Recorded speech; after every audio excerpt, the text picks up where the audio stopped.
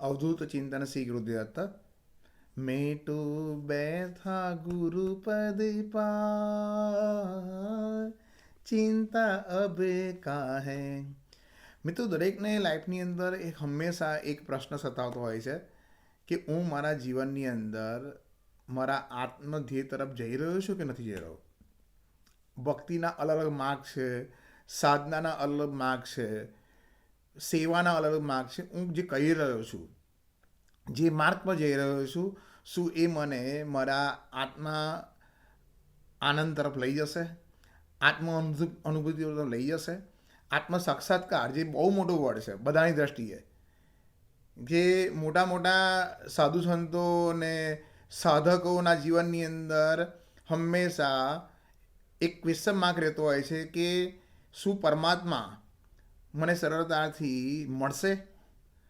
તો મિત્રો, આજના આ સંવાદની જે શરૂઆત છે, બહુ સરળતાથી આપને કહી રહ્યો છું કે આધ્યાત્મિક માર્ગ જેટલો સરળ ક્લિયર માર્ગ કોઈ છે જ નહીં।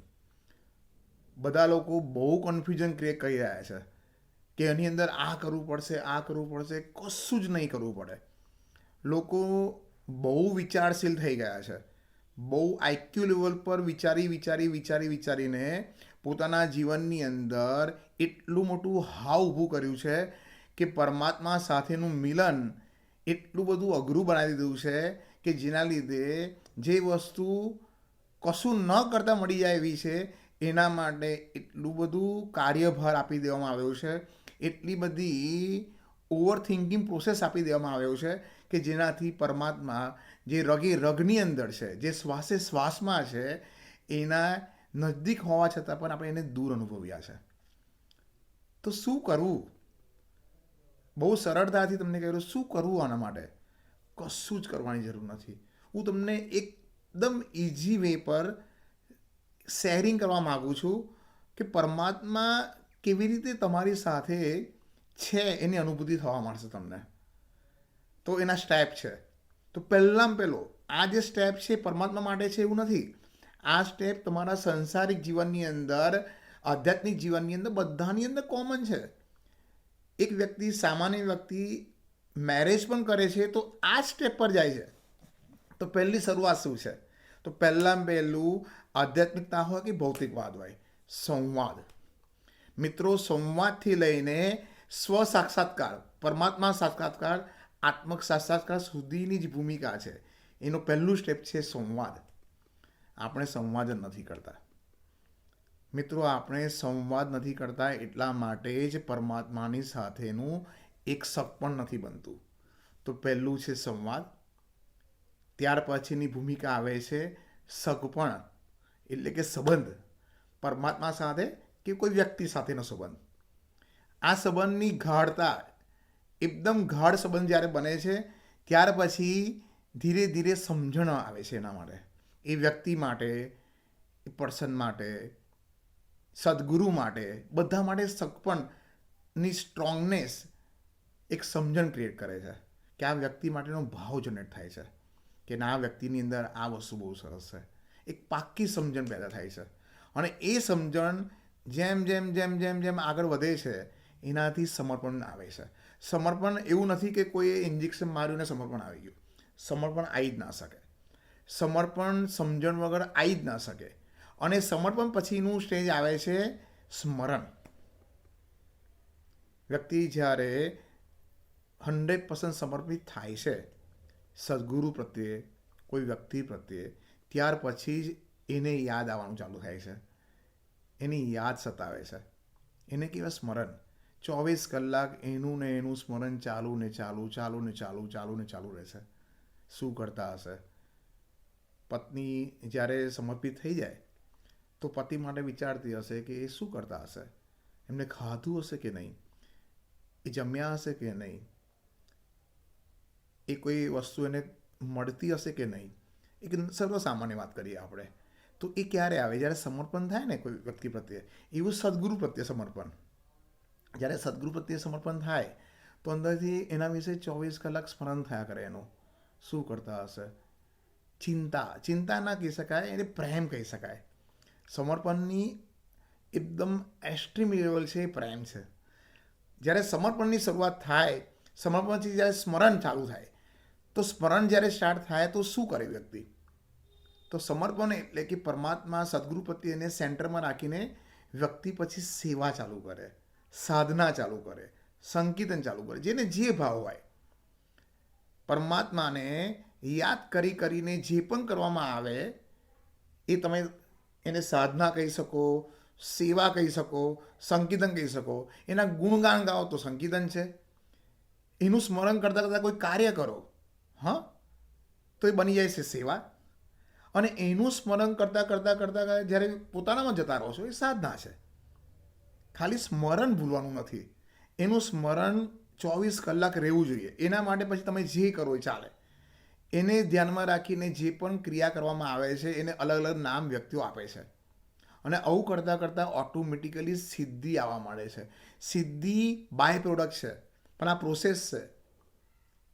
સિદ્ધિ બાય પ્રોડક્ટ છે. સિદ્ધિ લેવા માટે કોઈ પ્રયત્ન કરવાની જરૂર નથી. એક સાચો ભક્ત, એક સાચો પ્રેમી સિદ્ધિ મેળવવા માટે પ્રયત્ન નથી કરતો. એ બાય પ્રોડક્ટ ઓટોમેટિકલી એની અંદર જનરેટ થાય છે. જ્યારે 24 વર્ષ પરમાત્માનું, સદગુરુનું સ્મરણ, સંકીર્તન, સેવા, સાધન કરતો રહે છે, એનું યાદ કરતો રહે છે, તો ઓટોમેટિકલી સિદ્ધિ આપોઆપ આવવા માંડે છે. અને સિદ્ધિ આવ્યા બાદ વ્યક્તિની અંદર જે ગુણ ડેવલપ થવો જોઈએ એ જો ન થાય તો ત્યાં અટકી જાય છે. કયા ગુણ? તો સરળતા આવવી જોઈએ. સરળતા આવ્યા બાદ સદભાવના આવી જોઈએ. લોકો માટેનો એક પ્રેમ જનરેટ થવો જોઈએ. સદભાવના, સરળતા, નિખાલસતા આવે એની અંદર, શાલીનતા આવે. બહુ જ શાલીન હોય વ્યક્તિ. અને એનાથી સૌથી ઇમ્પોર્ટન્ટ વસ્તુ એ છે સભાનતા, જાગૃતતા. પોતાના માટે, પોતાની આસપાસના વ્યક્તિઓ માટે, આ બ્રહ્માંડ માટે, કણે કણમાં પર્વતમાં ને પરમાત્મા માટે એની સભાનતા એનામાં આવે. અને જેમ જેમ જેમ જેમ જેમ આ વસ્તુ ડીપ જતી જાય છે ને, ત્યાર પછી વ્યક્તિની અંદર સ્વ સાક્ષાત્કારની ભૂમિકા આવે છે. એને આત્મ સાક્ષાત્કાર કહી શકાય. એટલું સરળ છે આ, જેમાં કરવાનું કશું જ નથી. સંવાદથી લઈને સ્વ સાક્ષાત્કારની આ ભૂમિકા છે, જેનું મેં તમને બ્રીફમાં વર્ણન કર્યું કે પહેલાં સંવાદ, વાર્તાલાપ, પરમાત્મા સાથે વાતચીત કરો, કોઈ મૂર્તિ સ્વરૂપ સાથે એને કોમ્યુનિકેશન કરો, પ્રેમથી વાતચીત કરો, જે આવડે તે. મેં તો આજે આ ખાધું છે, તમે ખાધું કે નહીં, મને ઠંડી વાય છે, મને આ વ્યક્તિ ગમે, આ વસ્તુ ગમી, આજે આવું ગયો હતો તો આવું થયું. હવે એ વાતચીત રોજ પરમાત્મા સાથે કરો, સદગુરુ સાથે કરો, એના મૂર્તિ સ્વરૂપ હોય એની સાથે કરો. એકલા એકલા રૂમની અંદર કોઈની સાથે હોય ત્યારે નહીં. સંવાદ હંમેશા ને હંમેશા પર્સનલાઇઝ કરો, એકાંતથી સંવાદ કરો. ત્યાર પછી ધીરે ધીરે આવો સંવાદ કરતાં કરતાં સપન સંબંધ બંધાશે. પરમાત્મા સાથે, સદગુરુ સાથે સંબંધ બનશે. અને જેવો સંબંધ સ્ટ્રોંગ થતો જશે એટલે એના પ્રત્યેની સમજણ પાકી થતી જશે. અને જેવી સમજણ પાકી થઈ, ઓટોમેટિક સમર્પણનો ભાવ જન્મ થશે. અને જેવો સમર્પણ ભાવ એના પ્રત્યે આવ્યો એટલે ઓટોમેટિક એના પ્રત્યેનું સ્મરણ ચાલુ થશે. પછી સેવા, સંકીર્તન ઓટોમેટિકલી બાય પ્રોડક્ટ. કરવાનું કશું નથી, ઓટોમેટિકલી બધું થશે. સેવા કરતું થશે. કોઈ પણ કાર્ય એ સેવામાં કન્વર્ટ થઈ જશે. કોઈ પણ શાંતિથી બેઠા હશો તો સાધના થશે. અને કોઈ પણ ગીત પણ ગાતા હશો, મૂવીનું ગીત પણ ગાતા હશો, તો એના સ્મરણ માટે તો એ સંકીર્તન થઈ જશે. અને આવું કરતાં કરતાં આપોઆપ સિદ્ધિ તમારામાં. સિદ્ધિ એટલે શું? સિદ્ધિ એટલે કે આ શરીર દ્વારા જે સારામાં સારી વસ્તુ થઈ શકતી હશે એ થશે. મન સારામાં સારું શું કરી શકે, આ હાથ સારામાં સારું શું કરી શકે, આંખો સારામાં સારું શું દર્શન કરી શકે. એક્સ્ટ્રા ઓર્ડિનરી તમને લાગતું હશે, પણ એ એક્સ્ટ્રા ઓર્ડિનરી નથી. જે મેક્સિમમ એક્સ્ટ્રીમ જે થઈ શકતું હશે આ બોડી દ્વારા એ થશે. એને સિદ્ધિ કહેવામાં આવે છે. અને જ્યારે આ શરીર એકદમ સારામાં સારી ઉત્તમ અવસ્થામાં પહોંચ્યું હશે ત્યારે એની અંદર એક સારા ગુણો આવવી જોઈએ. એ સરળતા, સદભાવના, શાલીનતા અને દરેક જગ્યાએ પરસ્પર દેવો ભવ. દરેક જગ્યાએ કણે કણની અંદર એ પરમાત્માના દર્શન કરવા, એ સદગુરુના દર્શન કરવા, એ જ સભાનતા, એ જ જાગૃતતા. અને આ જાગૃતતાનો ગુણ જ્યારે એકદમ પ્રબળ થઈ જશે ત્યારે ઓટોમેટિકલી વ્યક્તિ સ્વ સાક્ષાત્કાર એટલે આત્મ સાક્ષાત્કારની ભૂમિકામાં આવી જશે.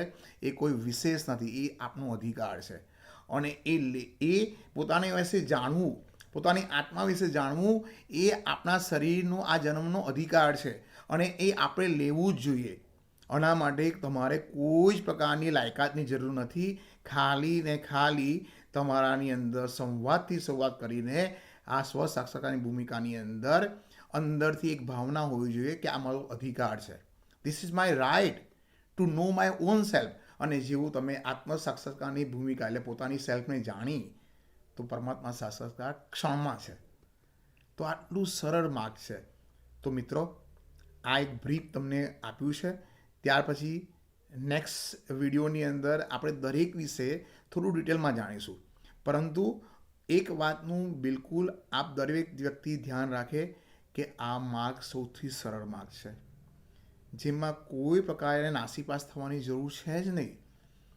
કર્મ એની જગ્યા પર છે, પરંતુ આ માર્ગ એટલો સરળ છે.